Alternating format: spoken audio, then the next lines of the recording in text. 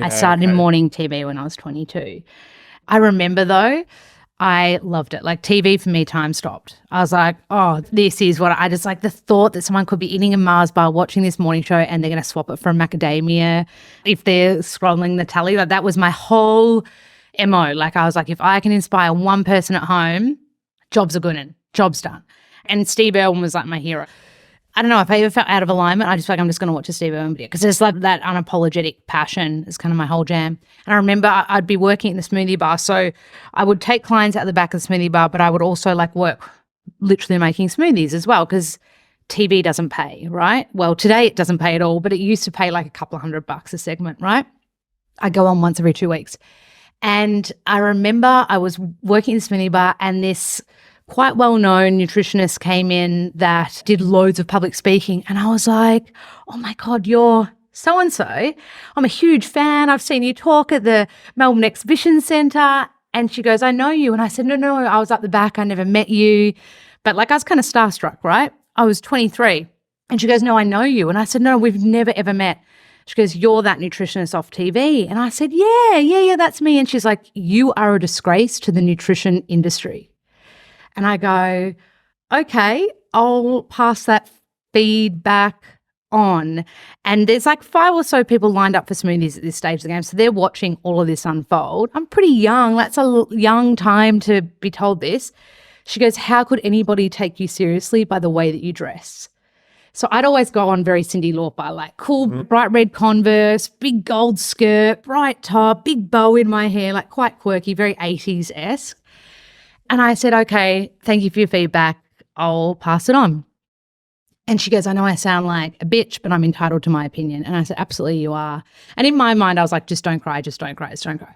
I made smoothies for all the other people in silence. Nobody said a thing, locked the door, ran out the back and just bawled my eyes out. And I was lucky enough that I had a business partner at the time. And I called him up and I was like, oh my God, this just happened. And he's like, you cannot let this person define your career. She's having a bad day and she's highly insecure by who you are as a person and what you're doing. And he said, you need to choose in this moment right now to let go. And it was the best gift ever. And I was so young to get that gift. I still run into her when I'm in Melbourne and she'll run up and hug me.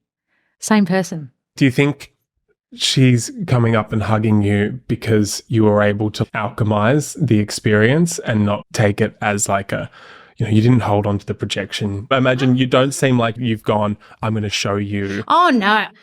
No, but like I do have that fire within me. I'm not going to lie. Like I do have that.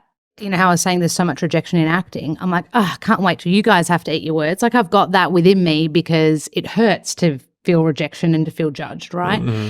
And so I'm sure at some stage along that journey there has been moments of I really do want to use this to fire me up because it hurts so bad, right? But it's not the right, it's definitely, there goes the whole theory of acceptance and just letting go.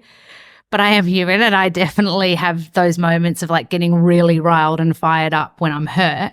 If she's coming up and hugging you now, yeah, I know that's something that happened to me recently where I know someone had thrown some barbs at the business. They were a new competitor and we just didn't react. Yeah. Went through the same experience. Yeah. It's now one of the virtues the business runs, alchemy, turn shit into gold. Oh, I love this. But that person came up to me recently and was like, I respect what you do so much. And we had a really great conversation. I was reflecting on it.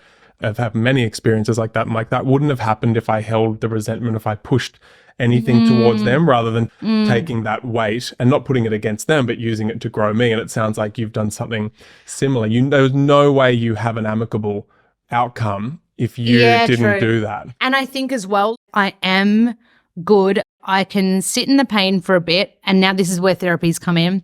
Process it, be like, what's the gift in this? There's got to be some kind of silver lining. And then I'll just let it go. The pain or the hurt or the uncomfortable, I'll be like, okay, this is what I can take from it. This is what I can learn from it. And then I'll let it go.